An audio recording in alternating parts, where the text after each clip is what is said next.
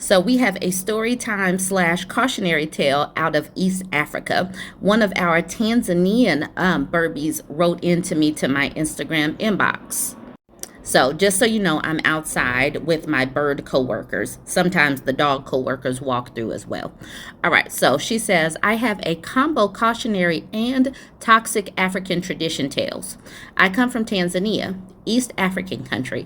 Some women in my country believe in this day and age they should be housewives and fully taken care of by men. This lady came from a middle class background, purposely failed her college exams because she was going to get married. Before her wedding, she was posted for her internship as part of finishing her training, and the owner of the company she was placed with appreciated her competency, was even ready to hire her despite her poor performance. Mind you, she is intelligent. She decided to dumb herself down. She never went back. Her sisters and aunts begged her not to marry the man she was engaged to because they knew their family is highly toxic. Elder member of our clan lived near their family, so she decided to get pregnant because she knew people would give up and let her get married. So she got married, had her first child. She was again advised to not have another child before she is financially stable herself. Didn't heed their words, got pregnant again, didn't attend any clinic. Second child is born, severely disabled. She starts hating being a housewife, goes back to the company she did her internship at. New owner on board says she doesn't have qualifications needed to work there. Husband has a low earning job, and it was about to get worse. Husband's family start claiming she is a witch, and that's why her child is born with disabilities. His family members move into their tiny house. She is their maid, no privacy, all sorts of lies sent back to her parents. About 2 years after their second child, her husband is diagnosed with cancer, late diagnosis, placed on palliative care. Now allegations get worse. They take their relative to witch doctors instead of a hospital, even though they're claiming she's a witch, so that's kind of weird. They start talking about getting his car down to his parents' place to use it. They forcefully take the youngest child from her so that she can't keep bewitching him. They proceed to totally neglect the child, so they regress. Eventually, the husband dies. The day he is pronounced dead, the relatives start demanding paperwork for the house the husband was building. Luckily, her cousins had convinced her to keep all her documents with them while she was busy taking care of her husband. His family start telling her that they will jump her when she goes down to his hometown for the funeral. They demand she surrenders everything and the child, the healthy one. They don't want to take care of the sick one. They threaten to call the authorities on her for stealing their son's properties. We end up calling the authorities first. The funeral was a mess. She had to get a police escort and leave immediately after the funeral. Some of her clan members stayed behind, customary to discuss the logistics for the children and her now that she's a widow. It went down nasty. Did she get the house, which is unfinished by the way, and car? Fortunately, yes, and with the backing of the court. But so much of this was preventable, and now she is still at the mercy of others. She has no job and 2 children to take care of, no one to really help because she was told but didn't listen. Dear women, especially African women, please get your own life together. It's your life, your responsibilities. Don't agree to continue beliefs that are unrealistic. Think about how you will survive when things go south. Not many are remotely lucky, and stop expecting others to take care of you. That feeling of being a burden, yeah, others feel it. That's why the first thing they do is kick you out. So that was the cautionary tale from our Tanzanian Burbie. I'm sure she sent this because last week I was talking about those sets of tweets out of Nigeria where they were talking about the husband's family, if the husband passes, comes in and takes everything from the wife and children. This sounds, and I talk about this here in the United States, how women need to have plans, B, C, D, E, F, G, elemental P, all of the plans. I talk about this because you don't know. You need to be able to survive and thrive regardless of marital status. And too many women are willing to put their lives, their children's lives, in the hands of a man. And the hands of a man means that you're at the whims of a man. And how dare they just go and die sometimes, get disabled sometimes, lose their job. You just don't know. You need to, if you have no sense of self-preservation for yourself, you need to have some self-preservation for your children, because you don't know how it, depending on the customs of the country, will they put you out? Will they have you in poverty because they don't give a damn about you once their relative is gone? Women need to have, like I keep saying, a sense of self-preservation. And if you have no sense of self-preservation for yourself, what about your kids? Make sure that they can survive and thrive regardless of your marital situation. All right, y'all. So let me know what you think. If you have any stories for me, go ahead and send them in. We need to continue these conversations. These things are not just, small examples here and there. This is how women get put into poverty. So let's keep on having these conversations. I was tagged in this post. This is in the Step Parents subreddit. The title grabbed me. I sat here and stayed. I got my beverage and we're about to talk about this story. I'm outside with my coworkers, the birds, so you hear them chirping in the background. So this woman says, I'm becoming a walkaway wife. Sigh. We are coming upon 12 years. Kids are moved out, but stepkid issues are always around. This week was my stepdaughter's 23rd birthday. My husband, a man who's 55, does nothing for birthdays, and I heard my stepdaughter would be alone that night due to her boyfriend working late. I suggested we threw her a little party at our house. Keep in mind, stepdaughter has been horrible lately. She acts condescending to me all the time, hinting I married her dad for money. He's 13 years older than me. A few weeks ago on my birthday, which she didn't acknowledge except to show up to the dinner in a grumpy mood, she says, "Look at that couple over there. Their age gap is gross." Then she turns to me and says, "Are you afraid others will call you a gold digger?" I was just so over these types of comments. The term gold digger pisses me off to no end, but that's a different debate. Let's keep in mind, her daddy lost his job 5 years ago, and I'm the only one working. Anywho, this sweet summer child was raised by me when her mother locked her out of the house at age 7 or 8. The police got involved and we got full custody. Her mother locked her out? Oh my goodness. But the girl hasn't really acclimated to our family dynamic. Still, I know she's young and have empathy for her struggles and forgive what she said. I made the party happen. Got her favorite food, made her a cute booklet card, gave her money from my personal account. We played games and watched a movie. A pleasant night. But her dad still found reasons to criticize me all week. Without me, she would have had a sad birthday. He has no ability to celebrate birthdays for whatever reason. I'm just getting tired, guys. I'm tired of how much dignity I continue to forfeit. He and I had a huge fallout over him criticizing me for losing a small USB stick. I didn't lose it. He probably did, but we don't know. He lost his mind over it, and he gets scary when he's mad. I had to leave the house. I know it's dumb to expect to be treated well because I did something nice for his daughter. I truly didn't have to, but isn't that how relationships work? We reciprocate and we appreciate. I don't know. I'm staying at a hotel and blocked his calls. I had someone tell him I'm okay but don't feel safe to speak. I know he's probably upset and wants to talk, but I have tried to communicate and he's not able to. Darvo's me to death. And we have talked about what Darvo means. It's a manipulation tactic where someone takes what they did. Like you brought something to their attention. I didn't like how you talked to me about this USB stick. I did not lose that USB stick. And then he decides to deny it. I didn't do it. You're always losing stuff. So that's denying attack. And then she's like, I don't know. You're talking to me crazy. And then he starts to say the whole reverse victim offender. He'll say something like, it's always my fault. Everything is my fault. Every time you lose something, you decide to put it on me. So that's reverse victim offender. So that's what Darvo is. Deny, attack, reverse victim offender. It's a manipulation tactic that gets your brain messed up like, did I actually do something wrong?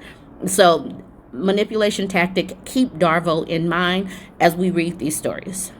She says, this time in the hotel is pure bliss. It's a shitty airport hotel with a grumpy staff, but I feel more happy and free here than in my newly renovated 4,000 square foot mountain paradise. Why? Because no one is making stupid comments about the right way to do things. I can have unfolded laundry, eat in bed, wear mismatched socks, spread out in the bed, watch what I want.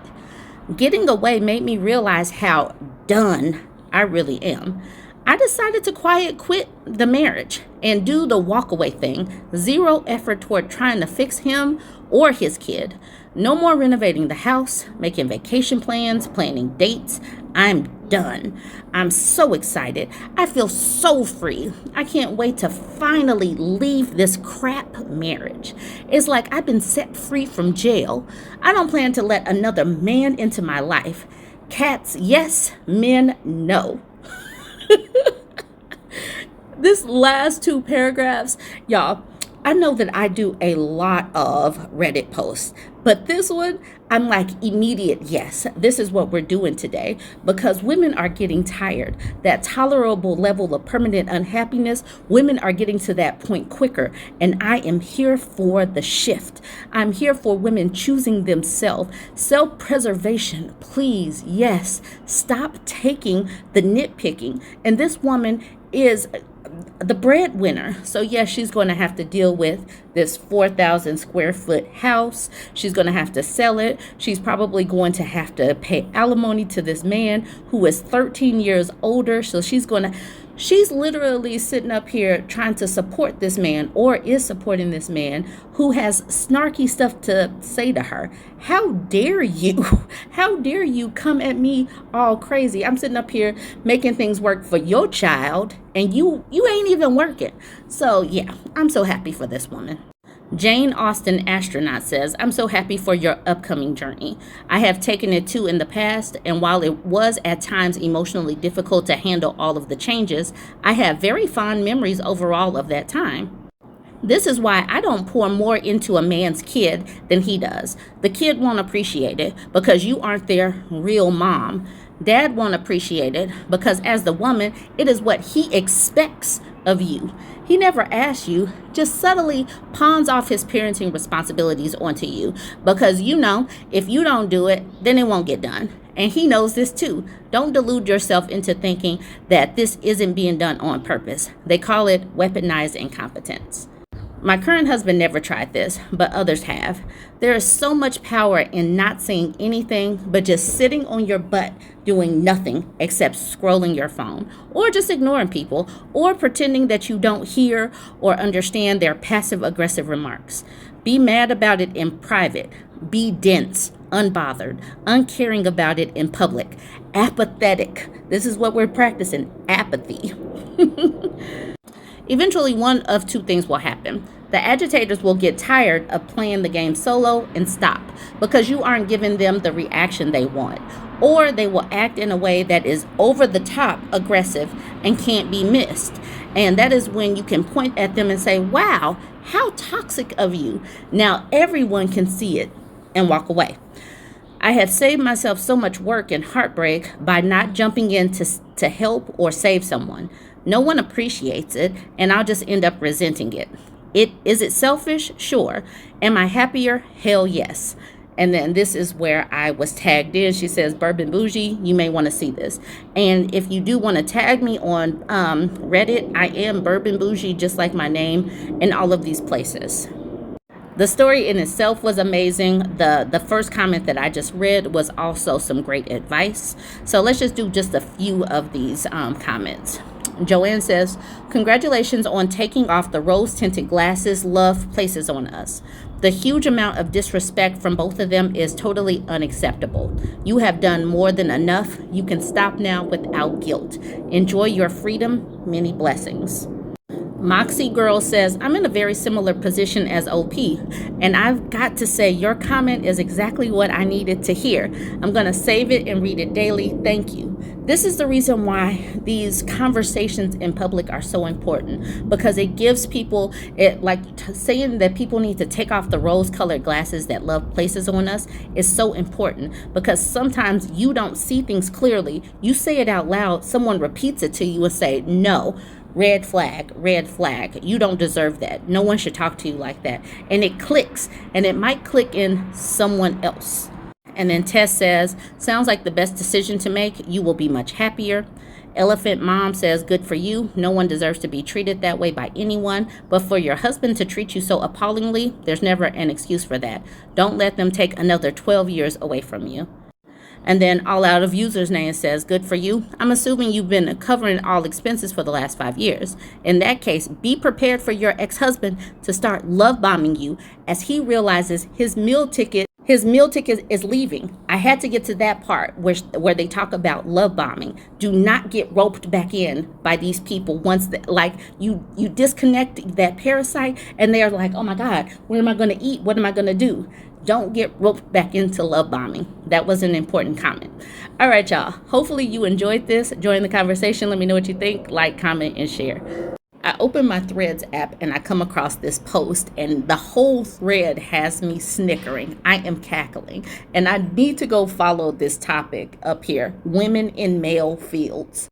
I have several things highlighted with yellow highlighter because we are going to learn some lessons today. We are learning about blocking. We're learning about apathy. We're learning about how to dip and dodge away from these men that are looking for sympathy, especially because you are not their free therapist. So keep in mind, like I said, several things will be highlighted. Let's go ahead and get into this. So she says, him, hey, how are you doing? Me, crazy day, but no complaints. How are you? Him, I'm just a little down today, but I'm glad you're having a better day than I am. Me, blocked. Women in male fields. She nipped that in the bud. She says, I am not dealing with this on today. Cleopatra E. King says, this made me laugh so hard because I've done this. As soon as a man come with me, well, you doing better than me? I absolutely block. And she's handing out blocks left and right. Further into the post, and we'll get to it, she says this is the first conversation that she had with this man. And obviously it didn't really end up being a conversation because she blocked him very early on. All right, Mug says, sounds like something to talk to your therapist or mom about. I am neither. Joe says, I don't get it. Was he about to ask for money or something? LOL. And she says, you definitely get it. These men know and understand. They're either the ones that are dry begging or they know that their friends are doing it. They know. They're not dumb. Casually, Michaela says, been through this. If you ignore the sympathy fishing, and sympathy fishing is highlighted because put that away in your back pocket, sympathy fishing. If you ignore the sympathy fishing, they think that gives them freedom to hate you the very next day for not caring if anything happened to them. The drama. Daddy Voice Mama Body says, sounds like a cancer. I've been through that raggedy in my life before. Monet's photo says petty. And she says, a trucking nurse, this is original content creator, says, I'm following their lead. Women are done. Men have rang all of the empathy and F's and give a dams out of women, and we're seeing it play out. This is literally the second time this week that I have made a post about a woman blocking a man that is sitting up here sympathy fishing. Now we got Monet's photos again saying, I'm here for it. Begging for money, attention, or pity sex first thing in the AM is crazy. Well, he only got a chance to think about it in this case. But even the thought first thing after eyes open is crazy. So keep that in mind. Once they start with, well, I've been better, they are either fishing for or wanting attention, money, or pity sex. Nip it in the bud. A trucking nurse says, is in another one of my comments, I tried to console a guy.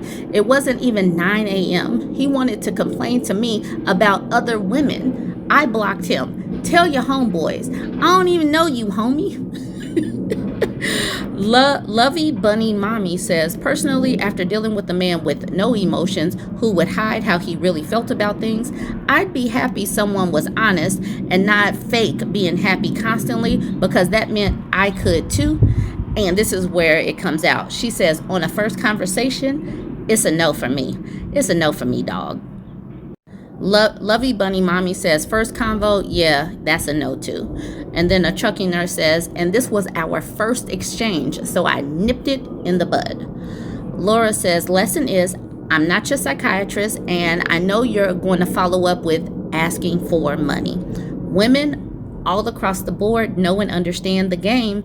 The fellas have played in women's faces for too long. Women are catching on and saying, nope, I'm pulling my energy back. But now we got a man. We got a man here. Tall Man EC says, wait, what? What was the problem? And in case of stuff like this, ladies, please block me. She says, if you don't get it, you're part of the problem. And yes, we will kindly block you expeditiously. I don't know if they're trying to do this whole reverse psychology or whatnot and think that that's going to bring women back into our empathetic selves, but it's not working. She said, yes, we'll block you too. Arm Me with Harmony says, women ain't playing these days and I'm here for it. Now, this person, Chris Ronay, says that male can stay in his loneliness epidemic. Thanks. Don't rub that depresso on us. Don't rub that depresso on us. Please file that away in your back pocket as well. A trucking nurse says, right. The first guy, it was 9 a.m. Oh no, not finna ruin my day.